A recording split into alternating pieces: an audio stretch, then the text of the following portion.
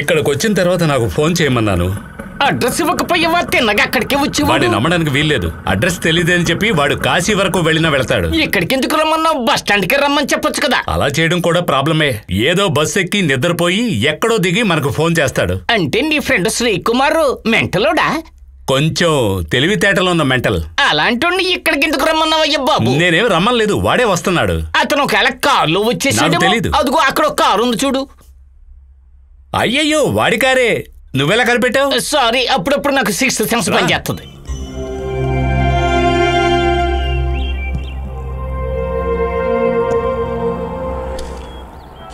ఏరా యదవా గోవిందస్వామి, నేను నిన్న రాత్రే వచ్చాను. నువ్వు కనపడకపోయేసరికి కారు ఇక్కడ పెట్టి వెళ్ళిపోయాను. వల్లకాట్లో నన్ను వెతుకు. ఓరి నాయనో, ఇప్పుడు వల్లకాట్లోకి వెళ్ళి వెతకాలా? అతను మెంటలైన కవిలా ఉన్నాడు కదా. నీకెలా తెలుసు? ఇలాంటి ప్రాబ్లం లో కూడా ఒర్రే గోవింద యదవ వల్లకాడని రాశాడు కదా. మొదటిది నీ గురించి అన్నాడు, రెండోది నా గురించి అన్నాడు. వద్దులే, రెండు నువ్వే ఉంచుకో. పద వెళ్దాం.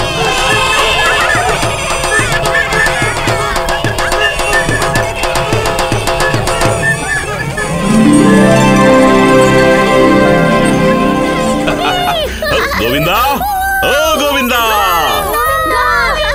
come along my little children, come along.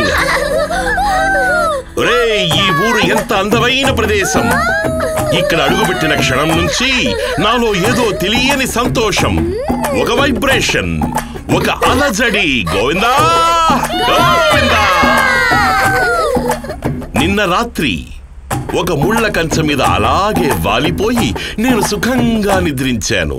అంతటి సుఖమైన నిద్రని ఇంతవరకు నేను నా జీవితంలో ఎన్నడూ చూడలేదు. గోవిందా,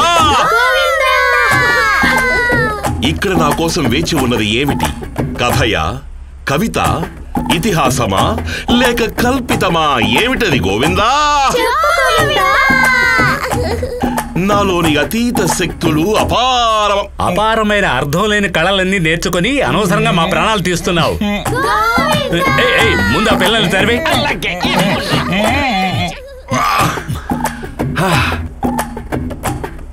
రే గోవిందస్వామి, నువ్వా? నేను ఆ సాక్షాత్ గోవిందుడే వచ్చాడనుకున్నా. నువ్వు జోకులేదు. నీకోసం నిజమైన గోవిందుడు కూడా దిగొస్తాడు. నువ్వెక్కడికి పోయావు? పగటిపూట రమ్మంటే రాత్రిపూట ఎందుకు వచ్చావు? అంతరాత్మ, నా అంతరాత్మ కాల్ చేసిన వెంటనే నేను అలాగే బయలుదేరి వెళ్ళిపోయాను. ఎవరి పక్షి? నా ఫ్రెండ్ గోపి. హలో హలో, నీ గురించి ఏదేదో చెప్పి నన్ను భయపెట్టేశాడు. అవును. అయితే నువ్వు భయపడడానికి ఇంకా ఎంతో ఉంది. అదేంటి? భయపెట్టే వాళ్ళవే మేము. వీడు గుంటనక్క, నేను పులి. నేను పులి, వీడు గుంటనక్క. కాంబినేషన్. మేము ప్రాణ స్నేహితులం. 1.5 సంవత్సరం తర్వాత ఇప్పుడే కలుస్తున్నాం. మరి మనం ఇప్పుడు పార్టీ చేసుకోవాలి కదా. పార్టీ తర్వాత ఇప్పుడు నీ కోసం తీసుకున్న అద్దిల్లు చూద్దాం, పద. ఓకే, వెళదాం. ఆ తర్వాత నేను నీకో ఇల్లు చూపిస్తాను. పెంకులు కప్పిన ఒక అందమైన ఇల్లు.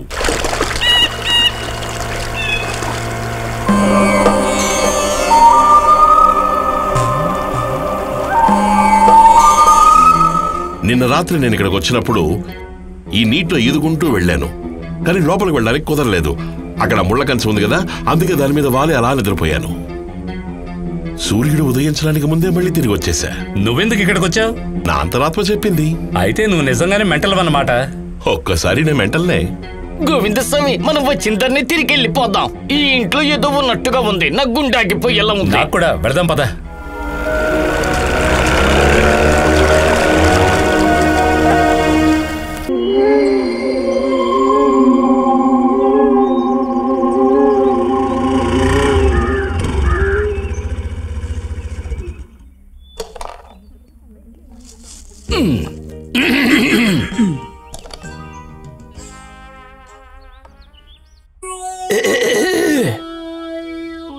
వార్డెనున్నారా? వార్డెన్. ఎస్, తీసుకోండి. మొక్కలకి నీళ్లు పోతారు కదా. ఏంటి? రీటా ఫస్ట్ టైం ఇక్కడికి వచ్చినప్పుడు మీరు అదే పని చేశారు, గుర్తుందా? ఇంకా లడ్డు, జిలేబీ, బర్ఫీ, ఓరెంజీ. సరే, ఇక్కడే ఉండండి, నేను ఇప్పుడే వస్తాను.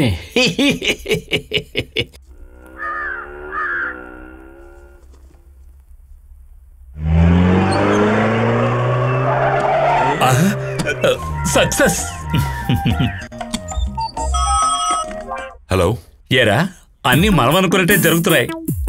ఏం జరిగింది? పోలీసులు ఇప్పుడే ఎంటర్ అయ్యారు. ఇప్పుడు గోపిగడికి విఐపి ట్రీట్మెంటే. నిజం చెప్పమని వాడి కాళ్ళు పట్టుకుంటారు పోలీసులు. అలాగా? నేను కూడా వెళితే బాగుండేదేమో. తర్వాత చేస్తాను. తర్వాత అయ్యయ్యో, ఒరే గోవిందస్వామి, నన్ను పోలీసులు ఎత్తుకెళ్ళిపోతున్నారా? గోవిందస్వామి, నన్ను బాగా ఇరికించేసావు కదరా. ఓ నాయుడు, నన్ను పోలీసులు ఎత్తుకెళ్ళిపోతున్నారు. ఎత్తుకెళ్ళొద్దని చెప్పరా బాబు, నీకు దండం పెడతాను. ఓ నాయుడు, నన్ను బాగా ఇరికించేసావురా. అయిపోయాను.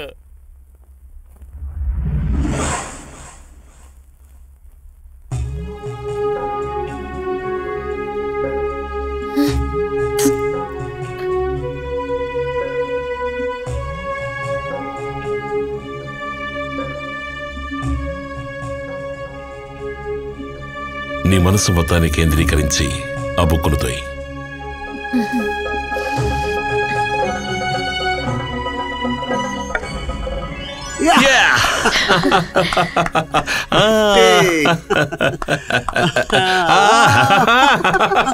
చప్పట్లు కొట్టరా, చప్పట్లు కొట్టు కొట్టు. చప్పట్లు కాదు, కాళ్ళు విరగొడతాను. ఏమైందిరా? గోపికి విఐపి ట్రీట్మెంట్ దొరకలేదా? లేదు, పోలీసులు చెత్తకొట్టి లాక్కెళ్లారు. నన్నొచ్చి విడిపించమన్నాడు వాడు. ఫోను. హలో. ఒరే గోవిందస్వామి, ఆ మెంటల్ శ్రీకుమార్ వల్ల నాకు ఒళ్ళు హోనమైపోయింది.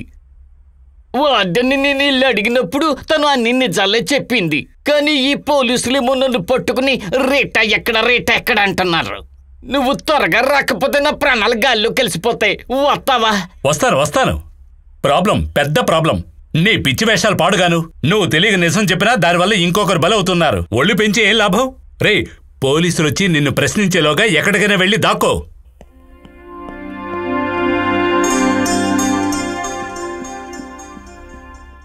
అయితే నువ్వు నాతో చెప్పిందంతా నిజమేనమాట. సారు, ఆయన వచ్చేసారు. రారా. నమస్కారం.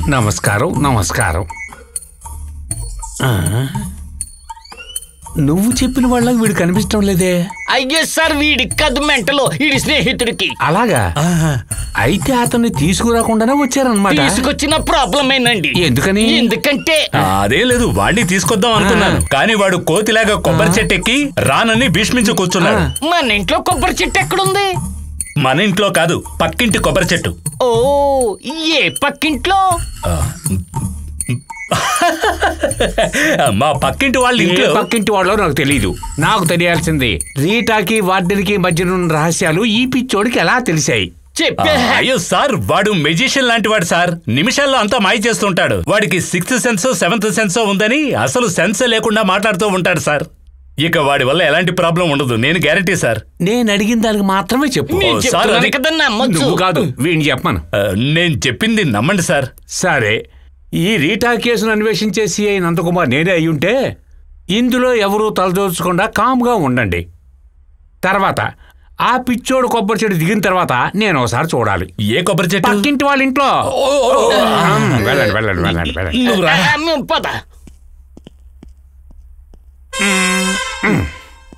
ఊరి గోవిందస్వామి, శ్రీకుమార్ ఏ కొబ్బరి చెట్టు ఎక్కడ? ఇక్కడ నుంచి నిన్ను విడిపించడానికి నేనెన్నో అబద్ధాలు చెప్పాల్సి వచ్చింది. నీకు ఊరికే సందేహాలు వస్తాయి. సందేహాలన్నీ తీరిపోయాయి, ఇంకేమీ రావులే. For more updates, like, comment, subscribe to our channel. Hey darlings, గంటని click చేయడం మర్చిపోకండి.